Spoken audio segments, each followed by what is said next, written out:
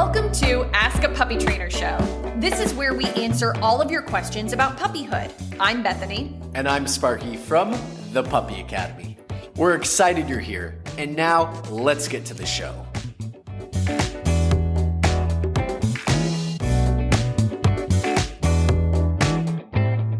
Alrighty guys, welcome to Ask a Puppy Trainer Show, episode 150. I thought we were on 155 last week. This is 156 this week.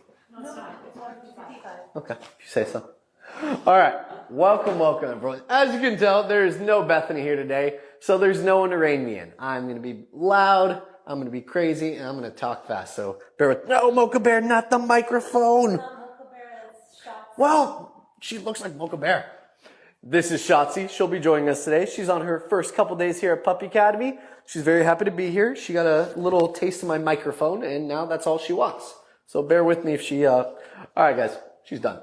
She's eating the microphone. She's eating the microphone. She's been in here for 12 minutes. She's done. Bethany has more patience. Sorry, I don't have patience like Bethany.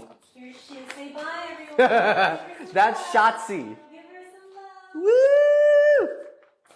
Sorry, if she wasn't eating the microphone, I would have kept her. All right, so let's start with a short one. No, let's go back and tell people about the potty training power. Oh yeah, see, I told you Ricky was going to rein me in, guys.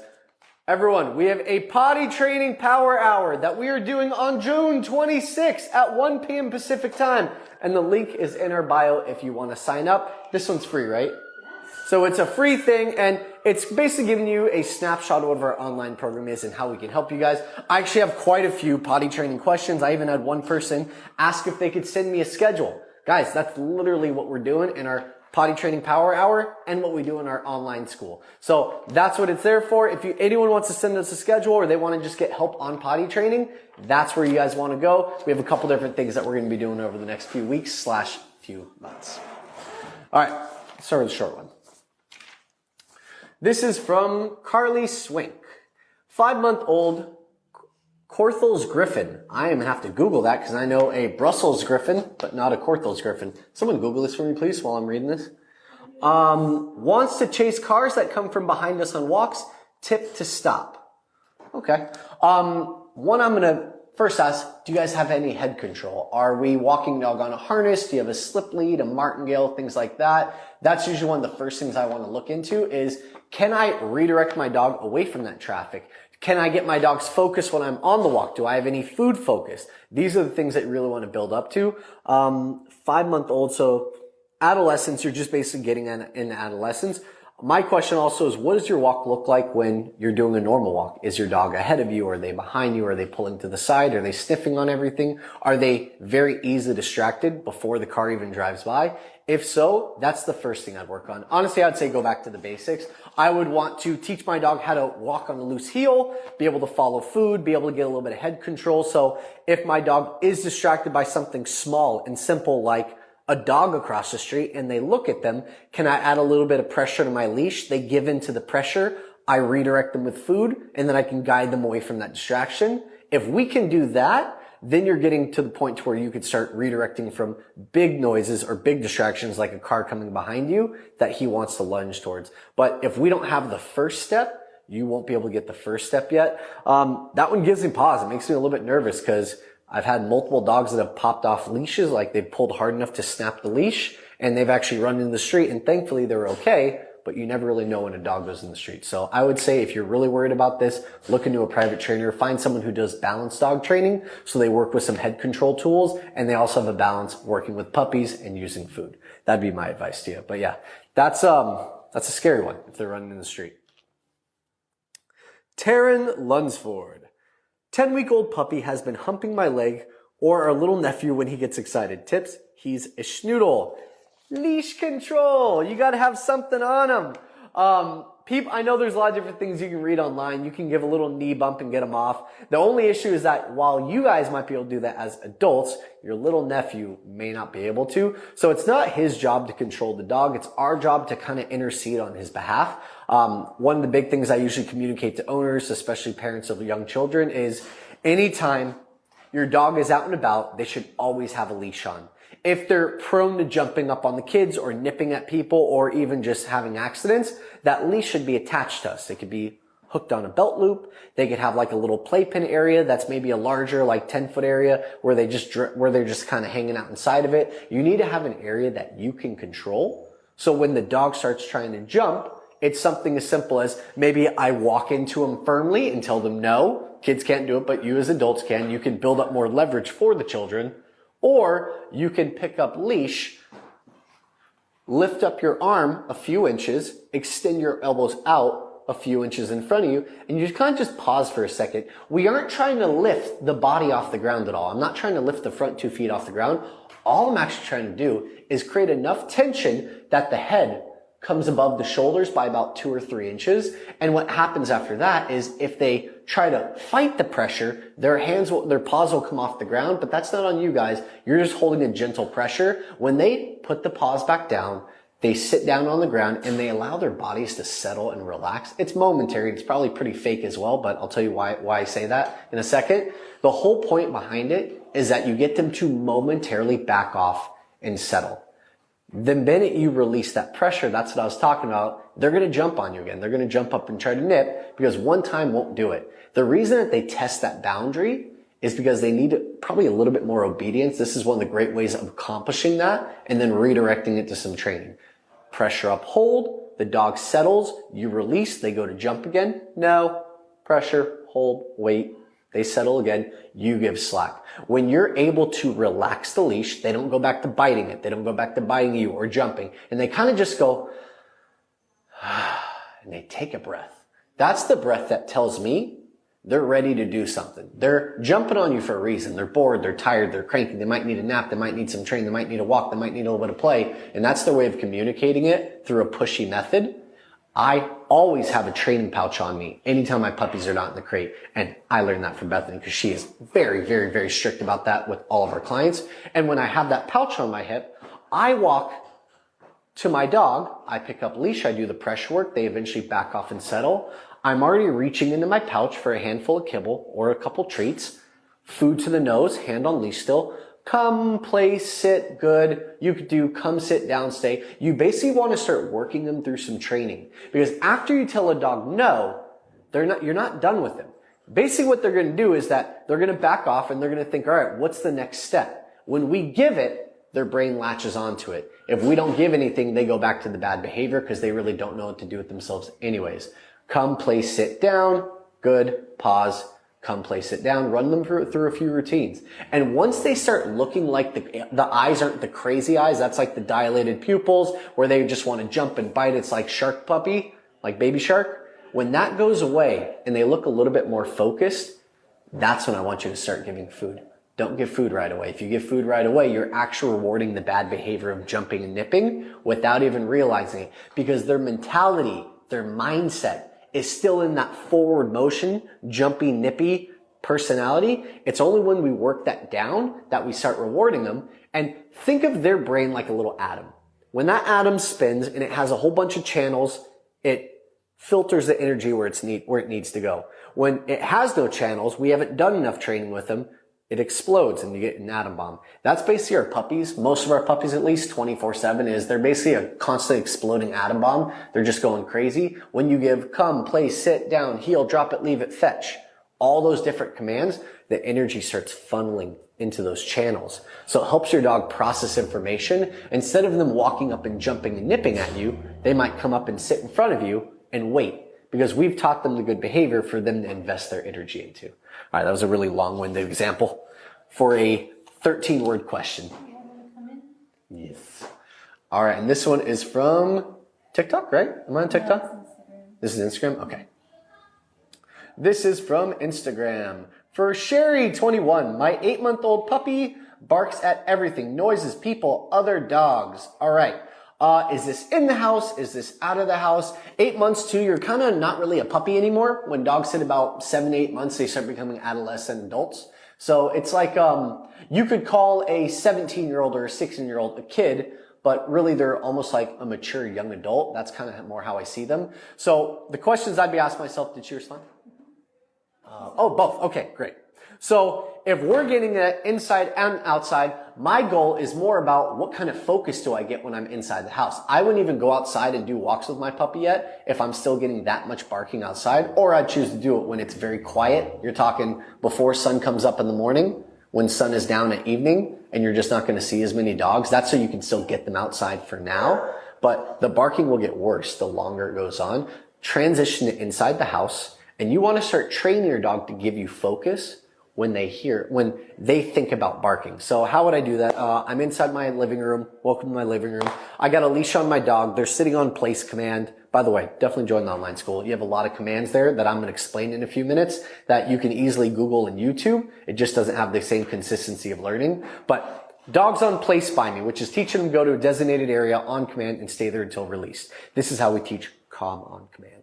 So puppies on place, I have a leash on them, and I'm watching TV, we're hanging out. I've already done my 2 hours of crate rotation because dogs that are barking like that, they need to be sleeping about 16 to 20 hours a day. They're probably overstimulated, and an overstimulated puppy is always on and always alert. Every little noise, they're alert to it, running to the window. Overstimulated puppy, need more sleep. But if I have a well-rested puppy and they're still barking like this, I have them on place, I have the leash. I do a let's go technique for this one, or almost like a place pattern, which is place, come, place, good, treat, break. So it's basically running them through a sequence where they can start settling down and processing information differently. When I hear a noise outside, I always make this joke to owners, which is when you hear a noise, what's the first thing you do?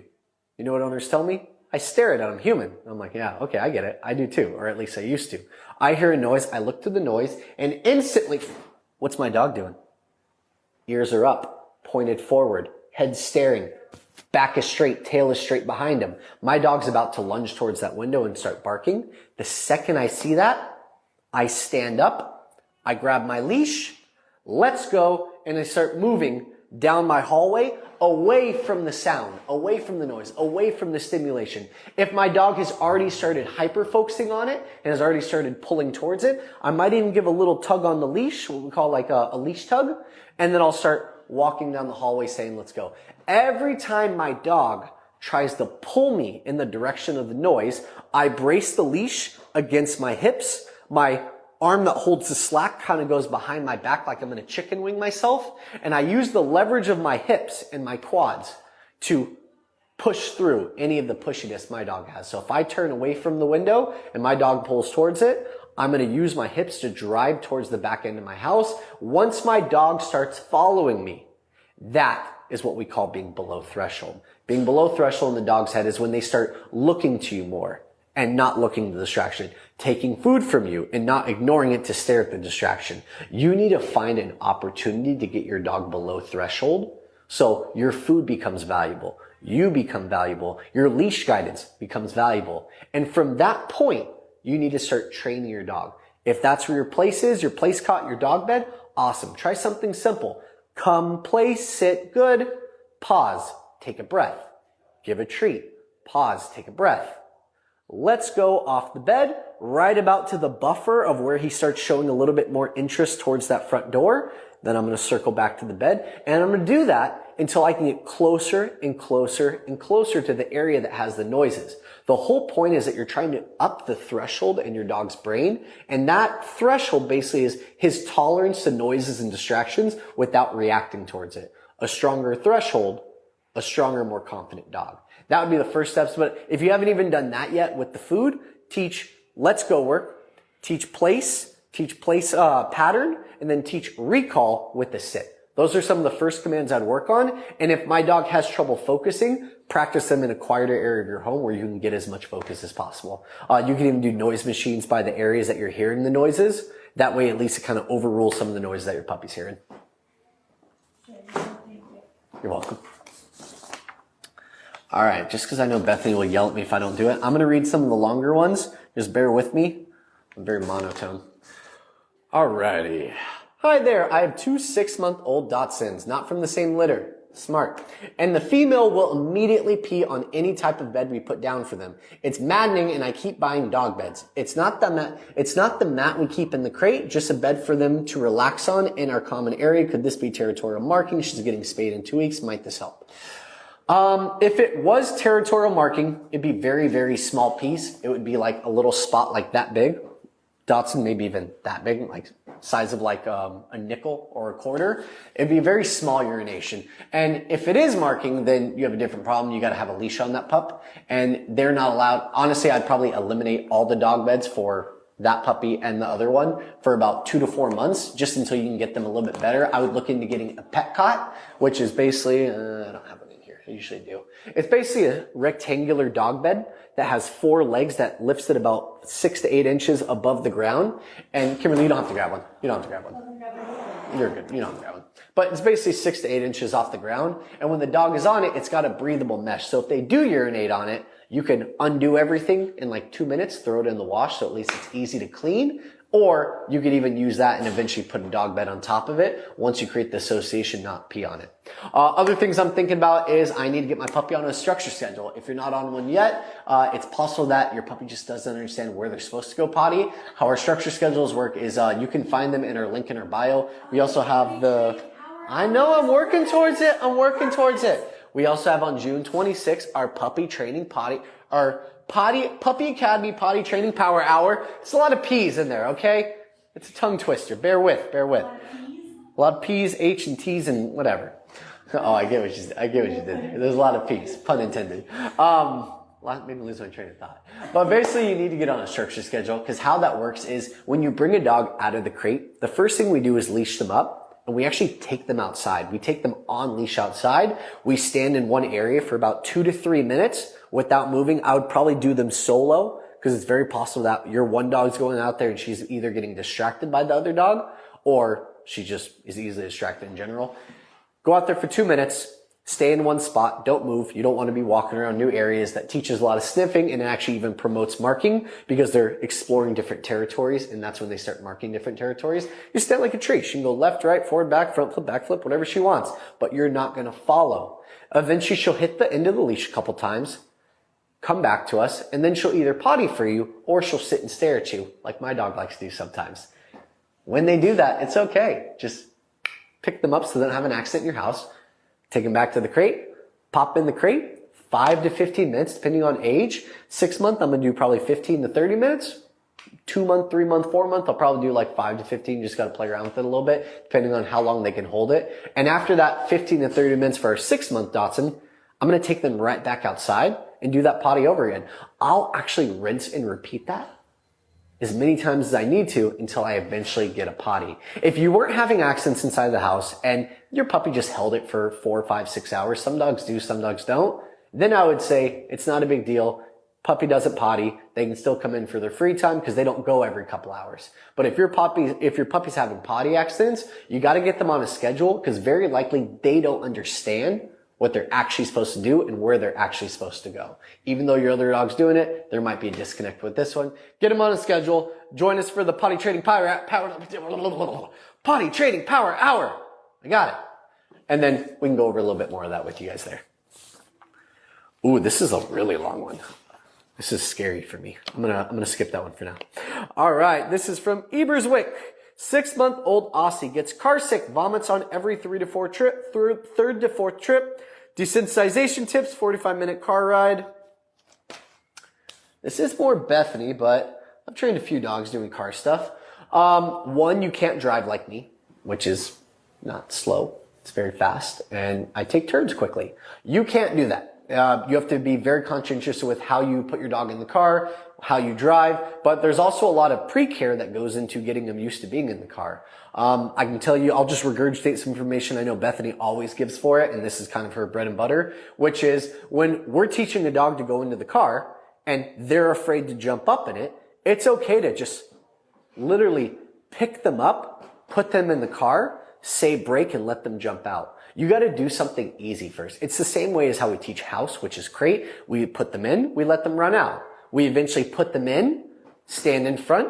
Once they settle, then we let them out. And we build up the duration. We put them in, we pause for a couple seconds, we ask them for a sit, we try to give a treat, they take the food, then we break and release them out of it. You want to do some training in that back seat. If you can't get your puppy to jump up in there, try getting in the car yourself, opening the opposite side door, crawling to the opposite side of the car, and applying a small amount of pressure with some food guidance and see if they'll jump in and then allow them to jump right out the other side of the car. You have to first desensitize the fact that the car's not scary. Get them to the point to where you've not once turned on the car, but they go in it, no problem. They sit in it, no problem. Maybe even they give you a down in it, no problem. And then close both back doors, sit in your front seat holding the leash, and just turn on the ignition. Car turns on, dog freaks out, pause for a couple seconds, turn off the car, open your door, go to their door, spend 5 minutes training them until they're calm again. Once they're calm, go back to the front seat, same thing, turn on the car. They freak out, but less, not as intense, not even as long. You go back there, you work them through it. And you basically build them up that way. I'm not even pulling out of my driveway if my dog is pacing back and forth. I need to have it down in that back seat. I want my dog on a seatbelt for his harness, and I want to have some kind of head control that I could put my leash to so I can still control a little bit from the front seat as well. I'm preventing pacing, and anytime my dog starts freaking out, I'm pulling over, I'm stopping, and I'm going to work them through that anxiety that forms from the drive. And then everything else, you can't drive crazy. Just can't. That's a big one for Bethany too. She just had a baby. She's got a couple dogs that do get car sick. So this is kind of already a part of her life. That's something that was easy for her to do. It's harder for others, but start with short trips, get in the car, build up to a block, build up to a couple blocks, eventually get up to a 25, 30-minute drive, build up to your 45-minute drive. They do have medications that you can give your dog when their stomach is completely empty. That kind of prevents the gag reflex from activating, so it can prevent some of the vomiting. But my mom has 2 dogs. They both are on that medication, and they blow chunks in her car every time she drives. So medication works for some, not for others. The training always works, unless you have an extreme fear situation, of which, just like we'd always recommend, we recommend private one-on-one training if it's that bad. Ooh, we got some good ones coming in. Sorry guys, I think I'm on, which one am I on again? Instagram? Sorry, I'm doing Instagram because I don't have Bethany to open up TikTok. Love you guys. All right, this is from BS Churba. I have a Husky Shepherd puppy, 19 weeks, a baby. He barks like crazy when seeing other dogs when he is on leash. Sounds like he is being killed. Ooh, okay. I'm curious if it's fear, if it's trepidation, if it's reactivity, if it's possible aggression. I hope you're still on, BS Churba, because I'm going to ask you some follow-up questions. When your dog does the barking, is he going forward? Does he have forward momentum towards the dog? Is he backing away from them as he barks? Is he barking, stopping, and then hiding behind you? Is he barking and then bolting to the side to escape the situation? These are all things I usually like to ask because, one, the easy answer, the generic answer is we want to make sure that we have leverage with them before they ever start barking. So generic answer I'll give is you need to make sure you go back to your basics more. If I'm on a walk, if I take my dog outside, the first dog they see they start barking at, that probably means I'm maybe not ready for going outside to that degree yet. I would focus more on being inside my home, along the sides of my property, backyard, front yard, driveway, parking garage if you live in an apartment complex or something. You're looking to do everything in the most controlled of settings in your home and around your home before going outside. The only problem with the barking is if you don't have leverage to stop it, you've tried stuff, you've tried walking away, you've tried giving a little tug on the leash in the harness, redirecting with food, nothing's working. Nothing will work yet until you build more leverage. What are some commands I'd focus on? I got to do the shameless plug. Online school, obviously, is a great option for you because you have a young puppy, and that's kind of what we focus on in the online school. Usually puppies under 6 months for all of our basic obedience. But if you don't have that yet, focus on a relationship building exercise like come. Say the puppy's name, tell them come, walk back a few steps. Your hand needs to be parallel to the ground at the same height that their head is to the ground.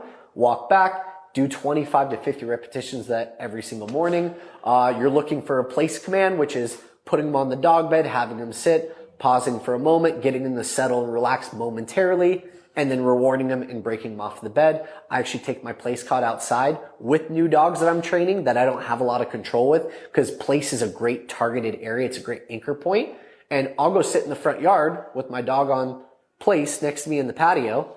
And every time I see a dog walk by the front and my dog perks up, similar to the other dog that we had in a previous question that was barking from inside the house and outside the house. They perk up. The second they perk up, I stand up, puppy, let's go. I walk opposite from where that dog is. They're looking back. I don't stop walking. I gotta keep going. When they're like, fine, oh, fine, what do you want, human? I'm not looking at the dog anymore. Puppy, sit. Good. Down. Good. You don't have to be that positive. If your puppy's already overstimulated, then you might even need more of a firm tone. If your puppy's nervous and looking back, then I might be a little bit more motivational. Think about whatever your puppy's personality is, and do the opposite. If I come home and I have a pitty named Ladybug, she's the sweetest little dog ever, but she greets me like a rampage. She's like a tornado when I walk in. I ignore her. I go say hi to the dog that's super calm. My dog's pretty lazy. She's more relaxed. She's more calm. I'll say hi to her. And usually by the time I'm done, Ladybug's sitting and waiting for more calm affection. I'll transfer to her. I'll give her a little bit of affection. So what you pet is what you get. You always want to make sure to give the opposite energy to what your dog's giving you. They're crazy. You can be more stern and firm.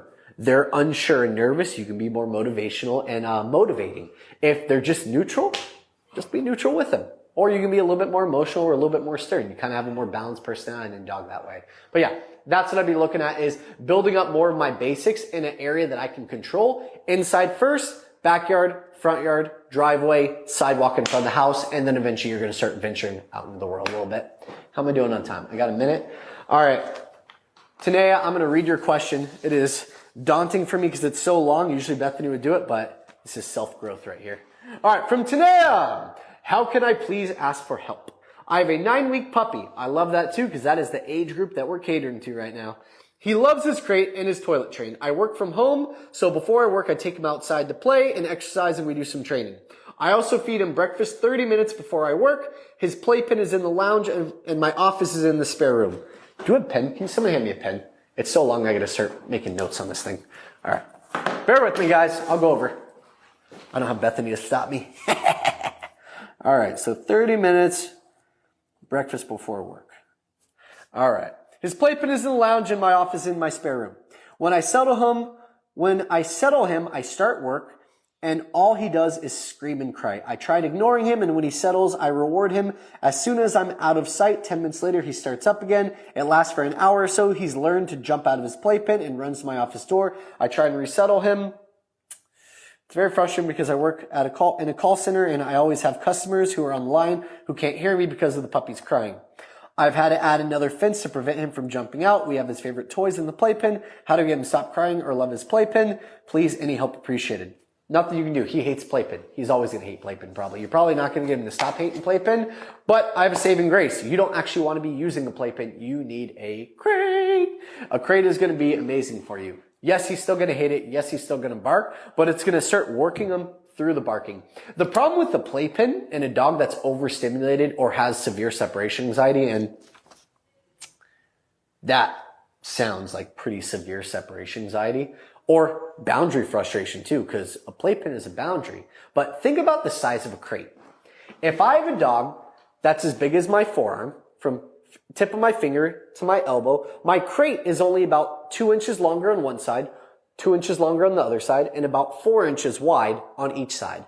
And he should be able to stand up without his head touching the crate, as long as he's not jumping up in there and he's just in a normal sit. That is the size of a proper crate for a puppy growing up, because it's only big enough for them to do a full circle and lay down. What I find happens a lot in playpens is, one, if a dog is in a playpen, they need to be in your line of sight. It's very dangerous if they're in a playpen, not within your line of sight. Puppies are known for jumping up and getting their paws stuck. We actually had a puppy 4 inches away from me, jump up, get his paw stuck. And in the 3 seconds it took me to realize what was happening, I thought this puppy was going to break his paw. We got him out. He was okay. But these are the things that we don't plan for with the playpen. That's why they need to be always in your sight, because you need to be able to do something with that puppy in that moment if they get hurt, if they get their collar stuck, if they get their paw stuck, if they get their leg stuck, whatever it is.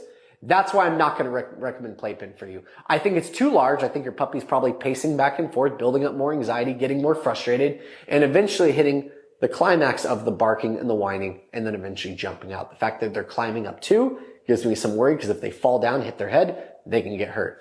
All that aside, now you know all the reasons I don't like playpen for this situation. Great. I'd recommend a crate, because a crate is enclosed fully.